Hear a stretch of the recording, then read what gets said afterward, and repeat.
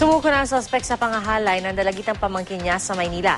Itinanggi ng lalaking alegasyon at itinuro ang iba pang tiyuhin ng biktima. Mula sa Maynila, may ulat on the spot si June Veneracion. June?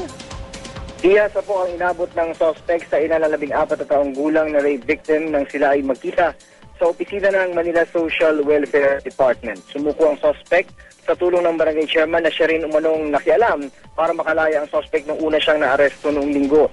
Takot na takot ang biktima na makaharap ang suspect na 3 beses daw ng rape sa kanya.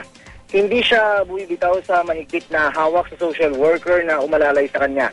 Magtiyuhin ang suspect at ang biktima. Inihahanda na ang kasong rape laban sa kanya. Depensa naman ng suspect, wala siyang kinalaman sa kaso. Lumutang daw siya para linisin ang kanyang pangalan. Siya raw ang naging hingahan ng sama ng loob ng pamangkin. Sa kanya raw binunyag ng pamangkin na biktima siya ng rape ng sariling pinsan at 2 tiyuhin. Tinawag namang sinungaling ng biktima ang suspect. Iniharap kay Manila Mayor Alfredo Lim ang suspect. Agad na pinagutos ni Lim na imbestigahan ng barangay kapitan na tumulong para makalaya nung una ang suspect.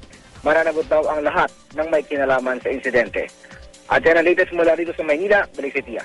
Maraming salamat, June Veneracion.